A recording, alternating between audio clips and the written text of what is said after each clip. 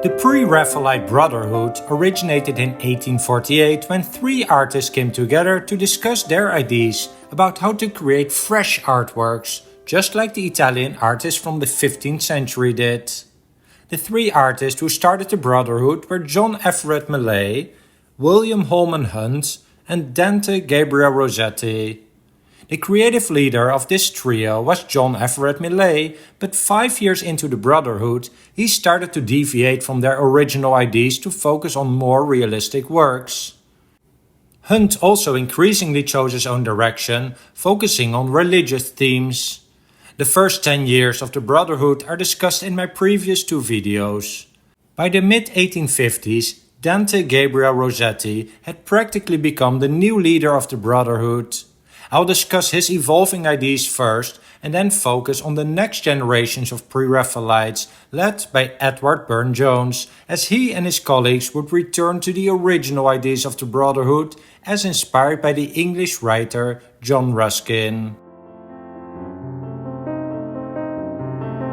In 1856, Dante Gabriel Rossetti had met some young artists like Edward Burne-Jones and William Morris, and they continued to develop the Pre-Raphaelite ideas of freshness, although their ideas significantly deviated from the original ideas of the Brotherhood. Rossetti and these young artists would put more emphasis on incorporating symbolism than naturalism. The focus on realism turned into an interest in idealism, and the focus on worldly issues became a focus on etherealism. Rossetti's interest in the more spiritual elements attracted further artists like Frederick Sandys and Simeon Solomon. Bocca Baciata from 1859 is an early example of the type of work that Rossetti started to paint. The title of the painting is Italian for "the mouth that has been kissed," and where the historical and natural context of the scene is left out. Instead, Rossetti captured a close-up of the figure, capturing the model's sensuality. He would paint many more of these works, trying to capture the beauty of a woman's soul, still frequently getting his inspiration from poetry, either medieval or classical, or by writing the poems himself. Here are two versions he painted of Pandora from 1869 and 1871. And it was this theme of the femme fatale that would attract him. The particular style and model of Rossetti, with long curly reddish hair, is also referred to as Pre-Raphaelite beauty.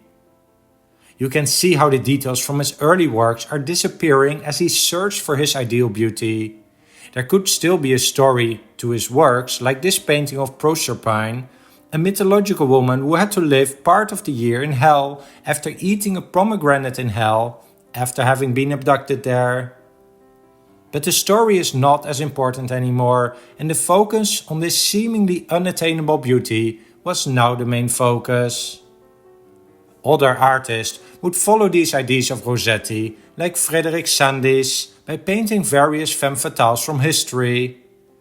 And several decades later, the very popular John William Waterhouse would also be very much inspired by these kinds of historical women, although as we will learn in a moment, he would put this woman back into a proper environment, with multiple details and elements telling the mythological story.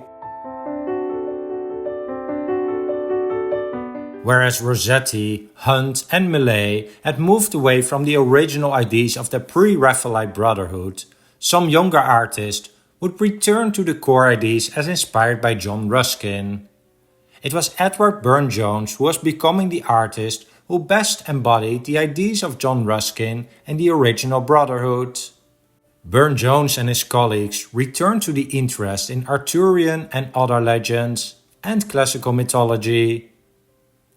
First, with regards to style, it may be helpful to compare a painting from around 1872 by Rossetti, the one on the left, with one by Burne-Jones on the right. Interestingly, Rossetti had painted the background of his painting The Landscape in 1850, when he was still very much concerned with capturing nature truthfully. However, the foreground was completed during a time that he cared more about symbolism and spirituality. you can see that the foreground is less detailed and more focused on conveying the ideas of music, dance and beauty. And notice how we used complementary greens and reds for both the seated musicians and the dancing couple. Compare that with the Love Song by Burne-Jones on the right. Both deal with the concept of music, but Burne-Jones paints his work more in a medieval style and is less concerned about the beauty of his figures and more interested in capturing each element with great precision and detail. And so in the 1860s, Rossetti kept painting his female beauties, while artists like Burne-Jones returned to the medieval subject matters, like this painting from 1866 about St. George and the Dragon.